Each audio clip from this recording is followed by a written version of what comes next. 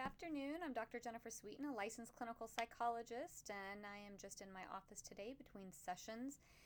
And was thinking it could be a good idea to do hopefully a quick video on a topic that I've been thinking a lot about for the past couple of years or so, and something that I've been writing fairly extensively about that I wanted to share in a video that might be helpful either for people who have suffered trauma themselves or for mental health clinicians and psychologists who are treating clients who have suffered from trauma.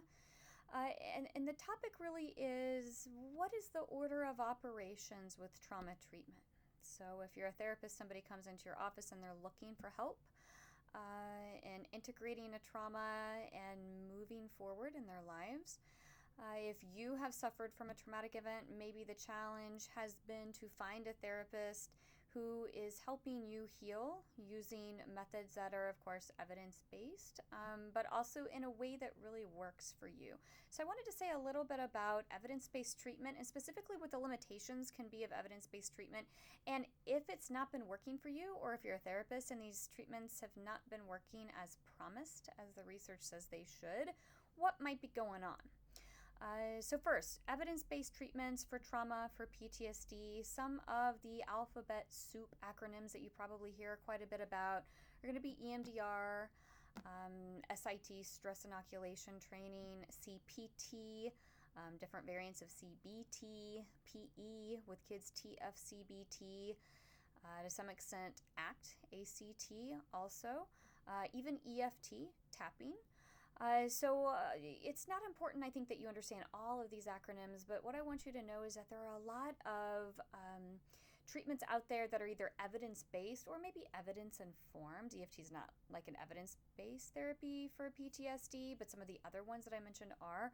But these are some of the treatment approaches that therapists are commonly using to treat trauma, and I think a lot of them are very promising, especially if you look at cognitive processing therapy or prolonged exposure or EMDR. Those are really some of the top ones out there right now, with some new ones always coming on the scene as well. And know that the research behind these are fantastic. So if you're a therapist and you're trained in some of these modalities, then good for you. And if you're a client or a potential client looking to complete therapy, if you find a therapist who are using those approaches, then that's probably a really good thing. Something that I get asked a lot in seminars, though, is why sometimes are they not going to work? And you have to keep in mind that with these therapies and the research behind them, that we're looking at averages. We're looking at large numbers of people, and we're looking at changes not necessarily in a specific individual, but across these groups of people in these studies. And so even if something has been shown to reduce clinical symptoms by X percentage and 50% of that group, that doesn't necessarily mean that change is going to extend to you or going to apply to you necessarily. Nonetheless, I think evidence-based and evidence-informed approaches are really important to know and important to be using.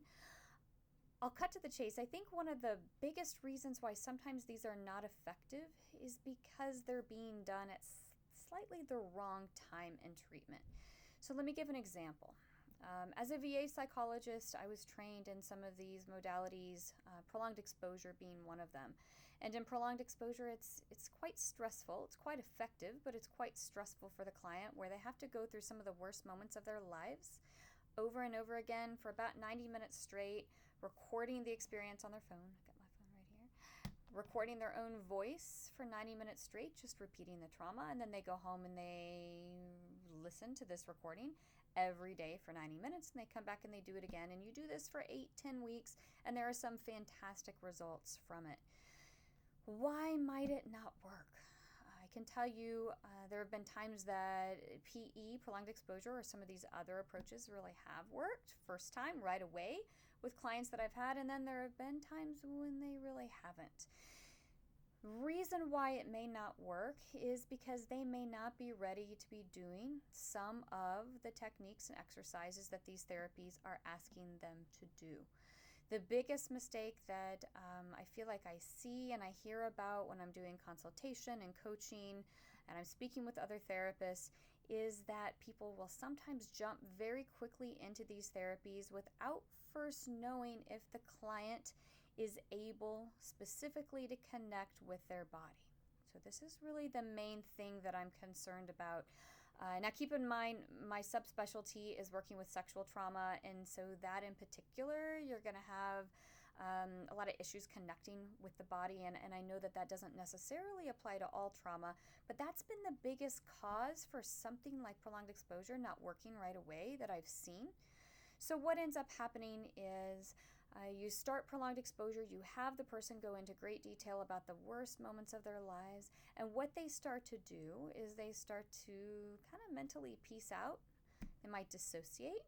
They might be going through the facts, but they're not actually feeling what it is that they're saying. So they're not actually connecting to this memory. They're stating it sort of like a cold, hard facts way, where almost it's like there's this shield between themselves and the memory. Now, this is not necessarily all bad. It doesn't mean that therapy is not going to work at all. But if you notice, you start to pick up on just the fact that they're not connecting very much with the memory. What that means is that it's not really getting processed. You may not get the habituation through the exposure that you're looking for. For those of you out there who are not clinicians, but maybe you suffered a trauma, basically what I'm saying is that if you get overwhelmed by memories of something really bad that happened to you, sometimes what you do to protect yourself is you mentally kind of remove yourself from that situation. And so even though you're talking about the memory and you might be recalling it in quite a bit of detail, what happens is that you actually, it's kind of like your brain gets disconnected from the body and the two detach, so that you don't have to feel any feelings about what happened. When we think about feeling feelings, we think, it's all in your brain. But keep in mind that emotions actually originate in the body. To learn more about this, you may want to watch my video on the insula and how you feel your feelings and connect with internal experiences. But basically, if we experience something that's overwhelming, especially if we've had trauma to the body, where the body is the site of the crime, what we end up doing is we end up disconnecting from the body. And then when we remember these things that were so terrible from our past, maybe where the body was violated or you were hurt in some way, what happens is you start to disconnect and you numb. Okay, so again, this is very protective. It's something that in some circumstances can be really adaptive, but in the context of therapy, what it can result in is you not healing as quickly. So clinicians, what you're going to see is that people are going to go through the motions of this, but their symptoms are not changing. If you give them something like the PTSD checklist, you may not see a whole lot of movement. You might see some resistance, some pushback. So quick solutions to this. I want to make this pretty short. I want to make this 10 minutes or under. So solutions to this. So number one thing I would recommend is in therapy, if you're a client, look for a therapist who can start out with really emphasizing what we call stabilization. Another way to think about this is bottom-up techniques. And what I mean by that is techniques where you're working through your body to change the brain, and you're working through the body to reconnect with the brain. A big way you're going to do this is two things. You're going to learn how to turn down the knob on the fear center of the brain called the amygdala, so that you can down-regulate it. When you down-regulate it, what that does is it actually opens up some of these top areas of the brain so that you can begin to think a little bit more rationally, so that you can process through some of these memories. The second goal with this is to stabilize and activate the insula, which is another little area of your brain and your limbic system, meaning your emotional brain. You strengthen this area, and what it does is it allows you to develop what Peter Levine calls felt sense, or a sense of embodiment, a sense that you are connected to your body. So you might feel temperature more in a more sensitive manner. You might notice when you're hungry a little bit easier. You might notice the joy of laughter. This is something that often trauma survivors are robbed of. They don't feel much in the body, so you can learn to feel those things. And believe it or not, when you open yourself up through strengthening that area of your brain, you're opening yourself up to feel the not so great things too. The perk of being able to do that is that you can then begin to work with those not so great sensations and those not so great memories. You can begin to reconstruct them, it's a word that we use, or reconsolidate them, so you can do something like EMDR and really benefit from it. Maybe some of those cognitive exercises and cognitive processing therapy where, what you think and what you feel are kind of two different things. And it always feels like your head and your heart are competing, but it's actually different areas of your brain competing. And you can actually reconcile those differences a little bit easier if you're connected with the body.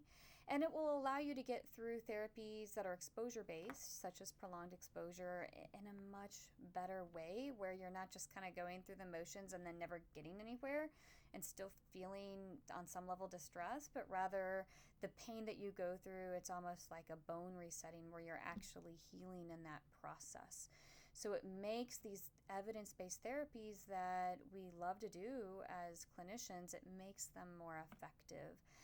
If you're interested in this concept of bottom-up techniques, you can look on my website. It's just my name, jennifersweeten.com. I have a few ebooks up there about bottom-up techniques and ways that you can connect with your body and how that actually helps with the broader picture of treatment. And if you have any questions about this, you can also email me. I'm happy to answer questions about these bottom-up techniques or give examples of what these are. You can email me. I'm at drjennifersweeten@jennifersweeten.com.